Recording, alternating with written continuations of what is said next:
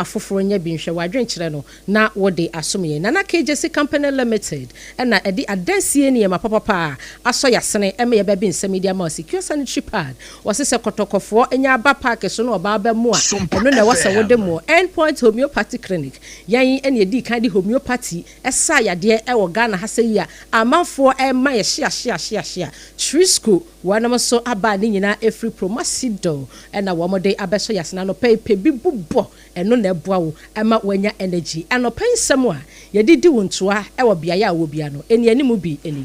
Alhaji Mahmoud Baumia ede ne ya konsem akwa ama wonum a edupire kota kopema oti nananom wonse do no Owura ni Lante Vanderpoy wakasa akiremu se yenuanom a wo mutu afoma gudi a wo mo etunu kwanbone so no yenya wo mo a finish hard sada na ensem ahodo eka anopa de ho ene yaboa ni nyina no ede toa wo se nana ko jesi no nsiabre mu kase yebo anopai wakenkanfo etrepo eman ejapia apam dada menimenu aba abena abadi adipa kofi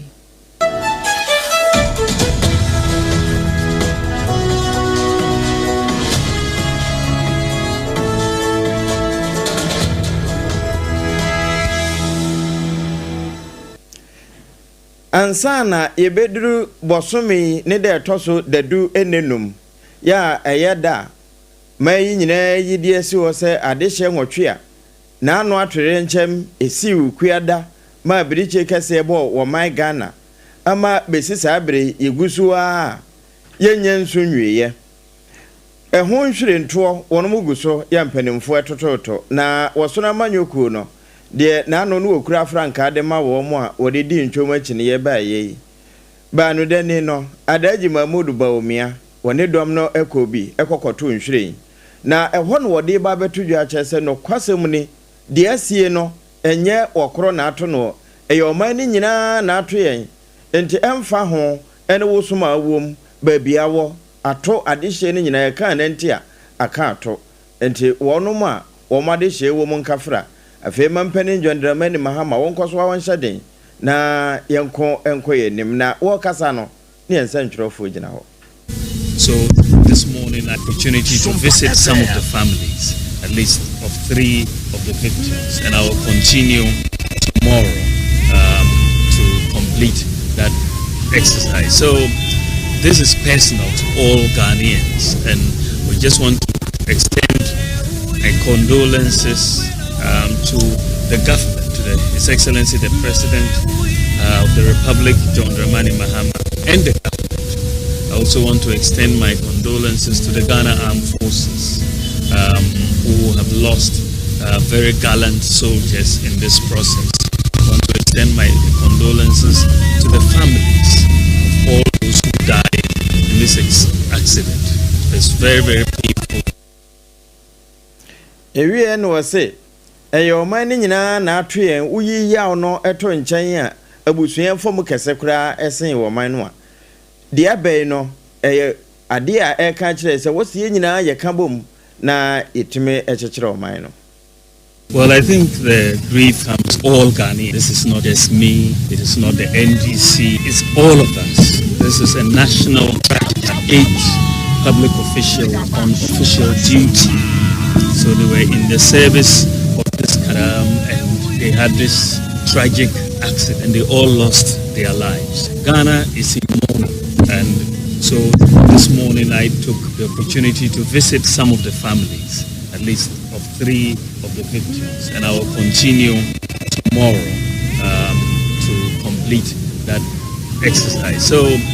this is personal to all Ghanaians, and we just want to extend condolences to the government, to His Excellency the President of the Republic, John Dramani Mahama.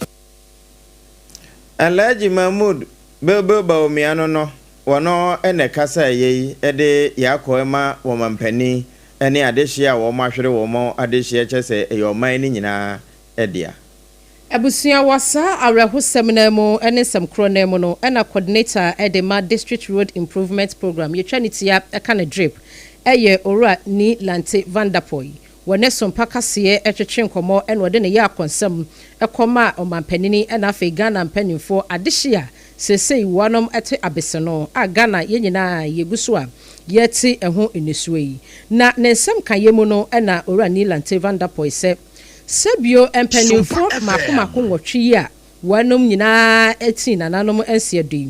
sesei no wohwa na womo enam kwan so a wonom kwa akwaboa na ekwan boni a yefa so etu ofom agudie ewo Ghana ha sei no wonom pen pomasi bre papa binti na wonom ekwa kopa dwumadie bi a womutu din responsible cooperative mining skills and development hontoma na nkaja upiemu woboase ne mpotemu a se kwan boni a womufa so tu ofom agudie no esensuo se oman sa asenti womo atumi akaka wom ho bom na wonom atreni wonom ekwan paso na womatimi atu agudie no eyie na nsensuo a sensase anse oman yekwa ebretu nese empanifo yi koi na brichie ente se eboye na Orani Lantevan Dapoy say wohwemu a se de empanifo yi awuwu ya yayi na gadam se ekon ayekonan ya wonom abobia still eguso a eboniti enko bibia da sesei ye be kire no ese wo fa kwambone su etu ofoma gudie no eko no nko ade a nkasa nipa no ye finish ne ha de kora enti ne said ye ono yi su poto kasem se we should finish the person no na ebre wone Sompa kasa echichi mu no en wo say enye se ebia empanifo firi mu a wo ma firi mu no enti ne wo kasa asem no nemom ekwan ya wano mo efa so a wo mo de afiri mu no eno na ya esanse ade no ye nyina enye empanifo efa kwan bia so se wano betumi aboa yen ne etumi asia no se de be ya ye daachen enso entumi entete pansam no osesenka eye wono anase ye manetumi ese won fantu afoma gudi akwambone so anase a anka manfo begina dipa ninsam eni Kofi Omanebwama is gone. Murtala Mohammed is gone. Alhaji Muniru is gone. Samuel Sapon, Abuaji. Look at the Air Force officers. These fine officers. Please, I don't think any galamsey, any ruthless tackle of this galamsey menace can be equated with the lives we have lost. We should go ahead and finish them. I believe so. He believes so. Orani Lantevan Dapoy. And what you know? And was say a yaw party say obi edi yaw san say e wono ya. My brother, my friend Murtala, for all people, a very pious Muslim will die in such a manner. It's not just about the death, but the manner in which they died is what is hurting people like us. If they had died sleeping or in any other form, not fine. But this one is just too hard. I'm imagining the pain that they may have gone through, the trauma they have gone through when they were seeing the helicopter struggling, and then the crash, and then the fire. It's unimaginable. No human being should die that way, and not when people are in the line of duty for the development of this country. And I think it's also a lesson to all of us, human beings. You know, we are nobody. We must do what we can in this earth because we don't know tomorrow. Openi okasa ye coordinator edema district road improvement program drip Orani Lantevan Dapoy en wono so enra bra wonom di nhyiren toto ye mpanifo a wonom eti nananom ensedo wo helicopter ne crash ne mu no wone Sompa kase etwetwe sankomo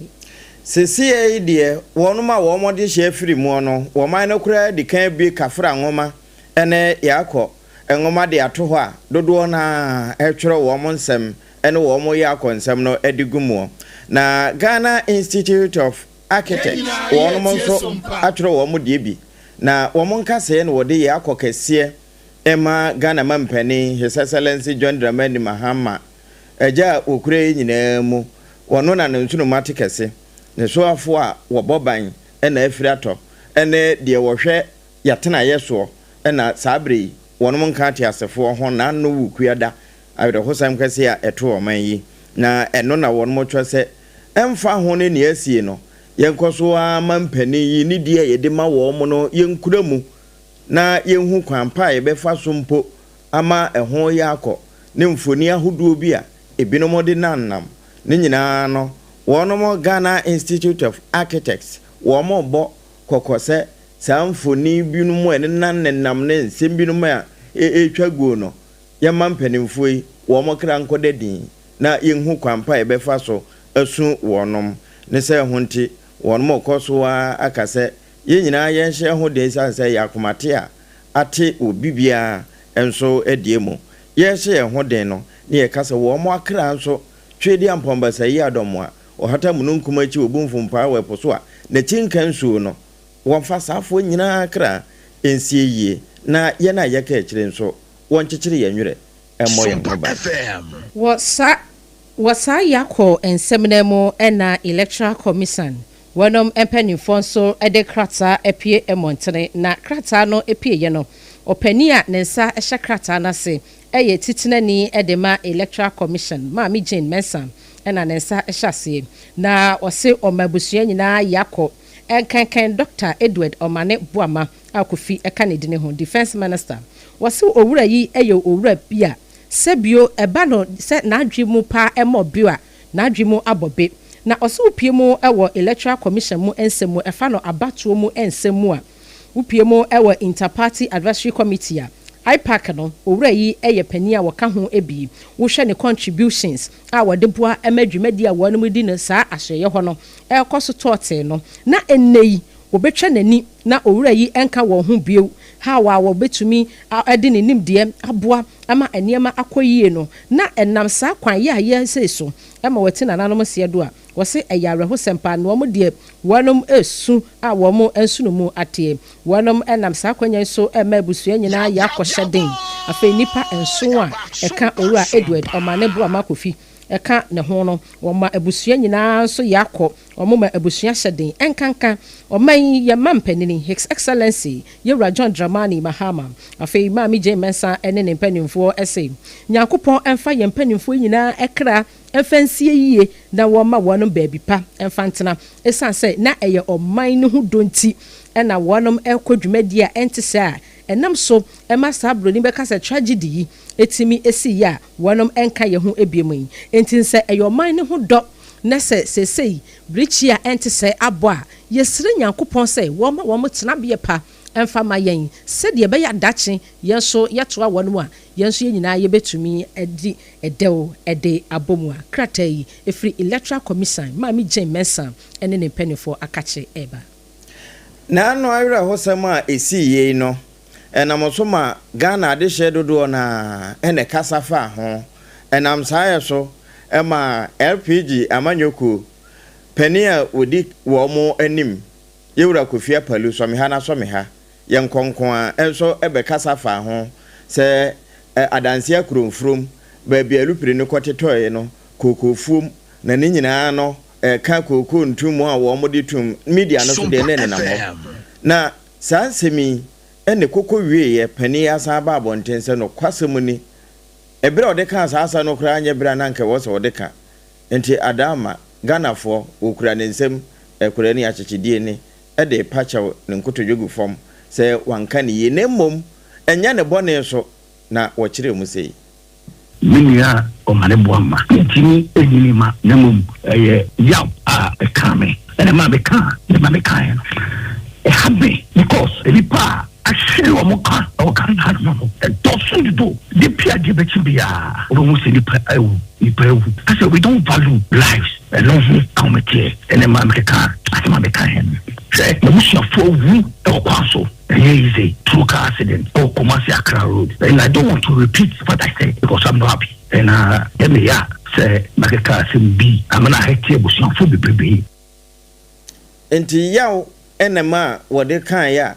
ese akwa kotwi baabia eni kwanse etwie enti wopa ho kyew Yewura Kofi Apalu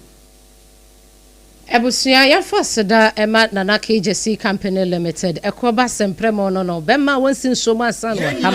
eba no adansie ne ema papa wutumi ekona woni wonom etenase edi nkomo na wumpo no sika enso a yeso wasene aboa wo ama dache wonso watumi enya bia ye pa bi ede odi ato dache wonso watumi aye landlady anase landlord no eye nana KJC ena eboa mrantie wonom afei wo masi abrabo eso no enti no wose wo penchansen wo penadoa wo pe enadoa ne sate akwa baako ekosi be se 100 de adibo Yesu Kristo asenuam atente akese ni bi esan so obi ho no mu a ne dan ya wosie no na ni so ade hunu ne so pa nti dis onya dado akakraka atenten no ne nyina bi e wona na KJC Company Limited no wose yan kan kire mo say roofing sheet no me chenchense dan no wo ba ne se wa wo kire wani so de wankasa wo pe ebia wo hu bi wa China ebia wo bu hu bi wa he ne se yam nya no abi ɛmfama wa what yɛbɛyɛ ne nyina kama ɛde ama wo ɛmframa jampentrudu ɛbɛfa nsuo a ano ɛdene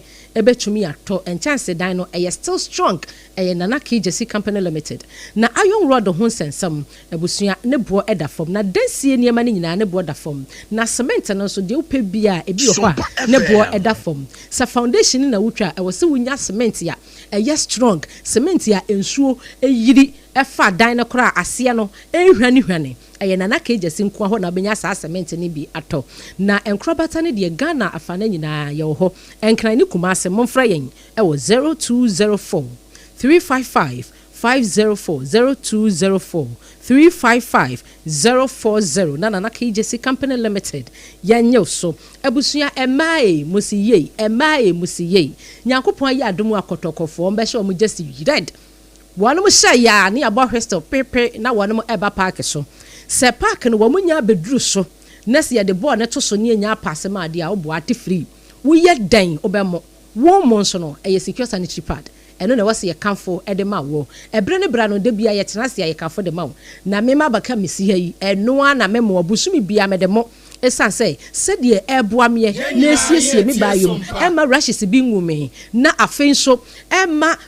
meti ko nye dudu nkanka me first 3 days na yɛ heavy flow ma me say no me de mo na me hyɛ string white na me hyɛ skin ni eguso de abusua ba bi ewu ama me na pad bi wɔ hɔ no ma abusua wotumi kɔtɔ pad pa na bia pant na sele kwan wa ni bi de talem o kɔ na shift cultivation na uto secure sanitary pad ya obato buo mo se wato adepa afei minti na ewom ninti no etwetwim kama ama ho aye dry ema ho nya chakachaka we eso why by tre fa nchemu animu ekova babia no leakage ne hyemu maako dumienu enti yemu aye yekɔ ayi a wahu eye nafua na nso no ewi ase akura na quarter day aba be kan ye ho no eye secure sanitary pad eboa ye maso ahwe na me kanfo de ama wo ukɔ so babia wo so pe secure sanitary pad na Kumase ne Potamo Mama Excellence Cosmetics ho no mo a wotu de ama atufo edum PZ wo behu wodom ana kwada so taxi station ho Old Asempa Pharmacy Lane nim freno 0243 862 158 0243 862-158 na Mama Excellence Cosmetics mau secure sanitary pad ne ebi na onso efili wo ba na yo bemu endpoint homeopathy clinic wasi ye ne hyase o edi homeopathy esa yade wo Ghana ha na obi ho no wasi na homeopathy na yade menkyerɛw ukɔ endpoint ya wo mu de homeopathy besa yade no atuase yade ama wakɔ China wakɔ India wakɔ henhene waba yade ne da so te so krankro endpoint homeopathy se brani fa homeopathy no yemfa sa yade no emfa ma wo infection no se bema odwonso aya no se mu apa mienu afi odwonso abon se bibi te sa adwani na epie firi bema wo yade ko endpoint ne yemu ani ntu infection ase afi wo ba de bia wo ho no mu a ho kekaw na ensuo bi gu ekire nyan afi bu ho ase ensuo no ayete se condensed milk afi bu ho ane se nini ya yellowish bi sa no wo ba wa hwe ya gonosyphilis candida ni nyina watete enti no ko endpoint ya yebeboa wo afi bema wo sodie ni no asanso wasi utirase wo sodie ni no wasi utirase eyesa na ma no gine wonom endpoint homeopathy beboa mo agina bra ne se bema afi prostate mu nsensem emema manya mfinhia be se aduonu ekwa aduonu eyimia afi ko nyina afi wutimu se ti wo ho no mu ana ohun nya wayi ko na yen check ma wo busuru bia wo kwa na ya check prostate no ne ade ama wo se wo check na bibi ekoto chemape emu bia ye beka so nya prostate enlargement afi ekrotim tom ni aka so nya prostate cancer na se dru sa na dia je ye shock tita ye de rubber to be mem afi ojonso na afa fa oyi rubber mu ni ade eyesa wontu mu adwuma eba ni ntini mu nsensam kidney mu nsensam a busumi bia bra na check ma afi wu ha so onya kidney stone ene de ka ho endpoint homeopathy clinic ni yade a wosa edoso bra na entu ase emfa ema wo Kumase kronom aboahia obehu yen enkran ha shell signboard sprinters quantum pon so yedi adwuma ho gidigidi pa na mo amanya stroke nwodwe na muntumi MP no ya rani home services ye beba aba be hyew eba bia wo bia de hia so be frɛ yen ya de bi ho so a age waboso wo fie eno so ye beba aba be hyew frɛ yen e wo 0244 867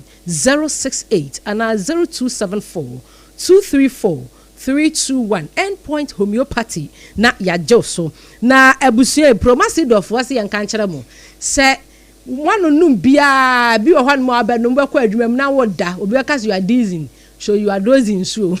afi bi wo hwan so a wonum bibi wo ha ohun se bia no pa beverage bia wo benom no afi wu se wo honam twetwe saa na promasidof say wo mo de Trisco Sompa energy food drink ediaba so we energy wom food wom and a saya drink a Trisco energy wom food wom and a saya drink won't pay when up a day when you buy your 2 Ghana cedi for your pockets a 2 cedis pe uko just up a Trisco no ebi a promasido and a day abe just so said the yat see a guswa yet on vitamin B wom vitamin C D iron and many more no crown a one a Trisco energy food drink and you can for them and no pe bi ansa na be free asa na be for bag bubobi with the here ni so wanya wonsu hye and I say nsuo de kakra na de agu kopum stir it na chese wannum tamtua eno ano no emma wa hoden wo ye adwuma wani nkum we wo ho ntwetwen wo ho nya basabasa onko office nkoda emma wa hoden am watumi aye adwuma am ya ma mo apiafo eye Trisco energy food drink be bia ye tom provisions bia ubenya bi ne boaso efo Food and Drugs Authority wo magia to mu se eye wase power your dream into wani swade hu na bebe mu anapa awia anwumre eye Trisco ena wasa obubobie na wonso ohon ye dene se konkomafo agyan no na watumi abadwuma ebusua nwumaku eda menti ene ya bi nsem yi ede ama wo yesrew twen enko babia ensem ne mu ede po bia wo mu yi ni firi mu anaso wada so ginam yeba obetimu nsem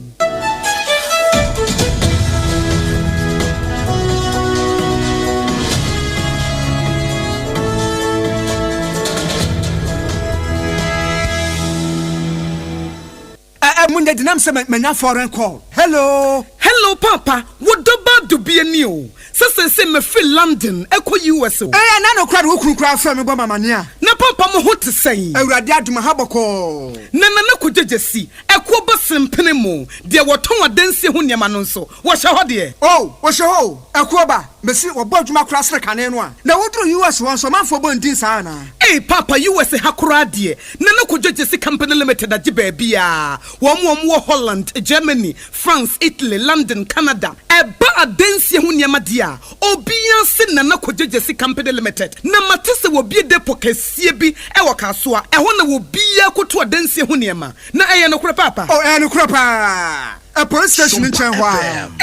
akuo ba sempre mo no onye mereda hwe we kura no miensa mua ene wo bia nfoforo yawo ba ko abu akwase paase kumase ene ba ko so pokura se nkran ha obia se na kojojesi eye bemaba e wo adanse mu woton cement iron rods banding wires and adua plywood and just said about dance so say bibia de hye adanse ase de ko wie depo no nyina so eye tufo bo wodu kuka mu a wodu koja free Akra we kaso depo ene pokrasi de no kra to nchen a wosa wo bi akoteman Tantra Hill Iron City amanfrom wosa bie depo kese so e wo Koshiman Kumasi sepase depo no kra da nchen a ebisu magazine road head office no wo bie depo kese so e wo da de ntam edwesu Akra road femeso opposite Alaji Celia ampaba meboshen Tanoso Breman and a Manfrum. Numbers of for the Frey 0244 313 752 and 0244 41 93 Nana Kojesi Company Limited. Hey, a Kuabas in Endpoint Homeopathy Clinic. Ghana had the Obian says a prostate. Na baby, multiple screening. Emma Huni Etuasia. Na a Endpoint Homeopathy Clinic. Anasa a kidney, a liver problem. Wofa baby and Ajo. Na dear friend premature ejaculation. No, bear maybe I want to do for Quaquasia. As a wood dinner huagro, as a water tonte, any ebra Endpoint Homeopathy Clinic, na yamuao, a man mema mo power, a Endpoint Homeopathy Clinic, wamu de mufua, yarie bia, infections been a woho, anase bia wosha wofa baby na ajujuo, kidney problem, prostate dear, a Endpoint Homeopathy Clinic, kumase, ubehu Endpoint Homeopathy Clinic, ewa kronoma boy here, ena Akra hanso so dear, wamu jinemu ankasa, ewa spinters, baby, a friend share signboard, no, who drew na ubusasa wope Endpoint Homeopathy Clinic, wobia ebetro, Endpoint ewo 0244 867068 and 0274234321 Endpoint Homeopathy Clinic wamu demufua Kweku minim sawa yeshe me cry man nane. Now so ebony show one basso. Mane Honsepeno. Ebony condoms comes in different flavors and available in all pharmacies, chemical shops, over-the-counter shops, and pubs. For bulk purchases, contact 055-230-0075. Ebony condoms, Ghana's most pleasurable condoms. Make it worth it. We got peppermint, strawberry, vanilla, chocolate. We got peppermint, strawberry, vanilla, chocolate. It only the view is a condom. The condom only and then it's not on, but it also got as a condom.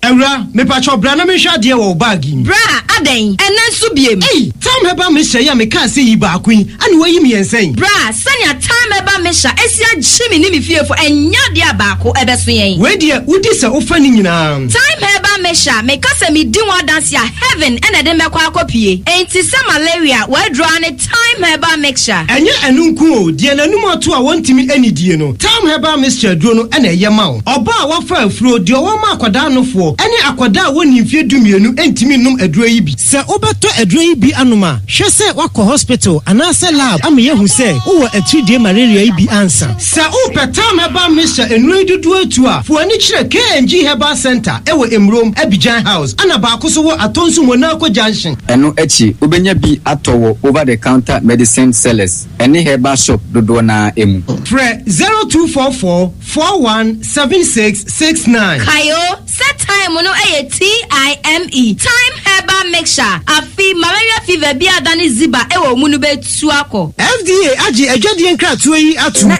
fa na moko. Ye training wa garden ni. Na me pray ne. Mama, javelin. Oh sa. Na plate no so e. Mama, enye plate o, discus. Ye training every say ye bese ye inkunim difo. Mo asemunim se, ansa na mo bedi nkunim no. Mo hia hodin bebre. Se ye chocolate taste ni tu nchen a. Ene fota e what Swiss comunu kra energy boosting vitamins ni minerals a. E bua nkunim difo. Se mo. Mama, ye dase. Me mo fa ya pomudi hu hia me. Twisco, power your dreams. FDA aji ejeje inkrato yatu.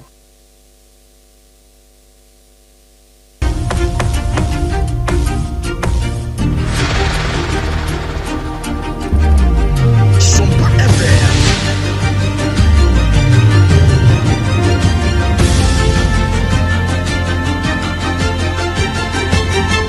Sompa TV, Emma Aketiapa. Ebusia emaketiapa yedase yeto asam no eso ewo ensem kro na mu arehosam ni brichia abomen enam so emagana ye nyina yani edakoto emogem opiemu ewo wasada manya opani a wono ote adwakase so na ohempopro eye nana animre kwawo a wotoso emienu wone na trankonya ya wonum nyina ewo wasafia se traditional area wanom so etwa empanifo na omode wom ya akwasam ede ama empanifo enkanka ye mampanini His Excellency Yewra John Dramani Mahama ese awrehusemi ato adehye a entese na eye nana animre kwawo a wotoso mienu sei What's Yankopon say or the addition yina ekra ebesi na afiasemai traditional area one penny4 any one munina catch them penia one asher one addition say one shedding esan say emu aya enso emoko enim na one pipe bo any say Yankopon ebeya dom na biaya wonom ekono watumi ama won biaye pa ewo Abraham kukumu said ebeya dachen nyina so ebetumi ahia mu bio na empanifo say wamu sre abanya da eni die mu a enhwehwemu mapaya wonom ebeye ewo sa eprenyi crash ya enam so magana yete abesenu yi wonom enhwehwemu yie enkosiase yie said ye beya e bin sanso nsi bio se empo no said ye bi mu ka se eye ewiemu nsachiraye ene nam so ema brichi ente se boy ye no a eno so no wo mahu ne pomasibre papa se e bia helicopter no ena na emfumsuo bi ewo ho a eno so wonam ehu said ye wonam ebeye no na sese yi a Ghana ye frag nyina ye fra ne half no wo mo ema Ghana de hye nyina yakọ obi biada enhyeden enkankan abusuya ene wasa hwa na yeda so gina na wasa no mewo efa amanfi afa ho ene na kuropon ewo atoye mantemo na ekwo bi a ye fra wo mo na emoso obenim boso memu ene twenity ewo Ghana ha wa afie mu na won mo dwumadi a odia ne se former goodie to a emfamra kwan so no wo muti na yetime twe Sarfo ne nyina de wo mo ba begina emrenim wo modin no National Anti-Illegal Mining Operation Secretariat na mos wo mo na se wonam wasafa ho frina no branda ne se wukwada birichie bo ma yi aye ni abre na yesu nyina no ebinom nso hye yekwa ebrentu no mu a wo mo fa kwati kwan etu fa magudie China fo nkono wo maso wo mpanchi ena afi wachi excavator enan afiri wo mo nsam sesie no wo mo director of operations se wo mo de Sarfo ni nyina ama National Immigration Service for se wo mo nto aso mfiri ho na hwehwe mu mapa bi ese wo no mo yo no wo mo enkoso na sade wo mo siesie adua se wo mbeko atia for magudie tu a emfamra kwan so illegal mining no saa na wo mbeko so a aye adwuma awre hosama ato eman no wo mo okoso na wo mo de wo mo ya akonso ama mampani ni adehye wo abusuya yakwakowie kase no ewo bi man so a Cameroon mu ena yekọ akowie kase no na sede wonom abato ho nsensem akwakosie nie Cameroons wonom a constitutional council no wonom etenase na wonom nyina se wo madwen akobenkrom ema owura bako ya woyi ni ti Morris Kamto nyankopon eya adomo a enka October bosome no ne de toso edumienu wonom bekwa akoto aba na wo mayi wo mo ema mpanini no enka oba be pri yesa position no ebie no wonom ayi no edi esi nchen ekakra na ne nyina ene se wonom si enipa mako eduoson ebako 71 ena wonom ayi wo mo afiri mu na wo mo efa enkrata ya wonom efele yese wo mo ewa anisuade hunu se wo mo ebetu owura pobia no na wo mo ya aduo wotwe emiensa 83 candidates na wo mo so no na wo mo anya emu mako edu emienu 12 na 71 die wonom enkrata asem a wo mantumi afili ni yie afei sika na wase wo mo depositie ewo eye wo mo account nim ema eye Cameroon wonom election yefra wonom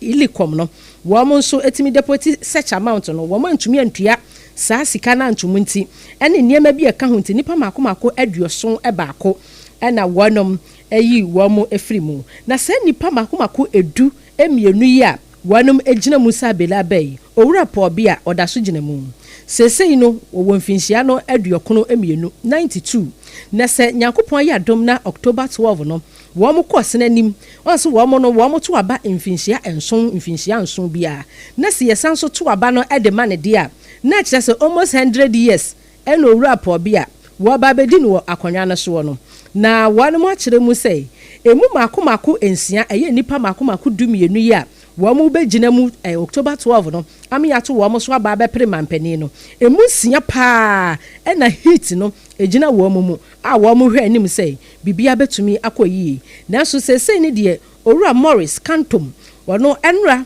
anwumre enaja wode krata ba ya wo kirem se yiya wo ma yi na firi mu no wonte ase wo hu ni se eye obi na ono ane selfish interest binti ena nam so me yi ni firi mu na so no na wo mo elikam no wo mo bo amane sei party a wo endoso owura Morris Kamtom no wono sa party kura na esanso introduce nipa foforo bi ede ne ba na kyese akoye multi enti aye multi dia na kyese be ba akwa firim eno na nam so a Morris Kamto wonom eyi ni firi mu a wo mo de krata yi abo amane so owura pobia de wagina mu esa abede aba ebusuan yenyina yeso na no sia brem kase ya yede sum firi Sompa 106.5 no yemu ni ko mu say epin safe no so afidi a ensemu a yedidi wontoa no ebini Alhaji Mahmoud Baumia kane Nana Akufo-Addo apenso mampani abedi akire edne ya akonsema madehye a wo mafirim na Ewura Kofi Apalu LPG amanyokuo wono nso se wo beka nsem bibra asem ni si wo pa ho chewo yawo na wo de kansa Nilante Vanderpoy eye coordinator edema drip wose wo mu a wo mu ya sobrachie na garamse munti ene yempanimfo ente se ehre yen no se wanu anya garamse ni ye che wo mu a yan finish wo mu anapanimfo pa wo mu fansha nensa obe finish no one time Owura bi anso asu ogina musabede abase sei enipa maako edu emienu ena wo piemu e Cameroon a wo mo gina mu apre mampani dibre no October 12 ayedi mu nsem esomu ebusuan nsem yi efiri Sompa 106.5 FM Accra so a etwemu e wa Asante Emantam ye headquarters no ho eye Sompa 93.1 Kumasi Ayiko FM 100.9 Adamfopa Radio Paris France Abrochime mutakwa aye Sompa 101.1 Takradi ye Sompo 103.3 Tachima ye Sompa 106.1 Sunyani ye Sompa 98.9 Enkranza ye Sompa 90.7 Doma ye Sompa 101.3 Markesim enen kwado ye Kingdom 106.1 Udikoda noti yenka efri ho echichini benche ye Facebook no Sarfo kantanka streaming ye live yada munyina mo ase Sompa 106.5 FM Accra yada mo ase wi abrem ye ba ye backing kan mo messages na nyina ede amamo YouTube ye Sompa FM live www.sompaonline.com ye website ya owura tabwati andama ye samufo pani wa kutire nsem ni nyina bebregu ko na kwa kinkan bi e ma pesema card share yenso secure sanitary pad ebo ye chiri dom endpoint homeopathy wanum so yasene Nana KJC Company Limited odi adansi ene ma papa esum yeyi na yasode ye akwabobo Trisco energy food drink esanse no na maye minimu tie enu na maye ahoden enu na maye energy na we no sede tie no me say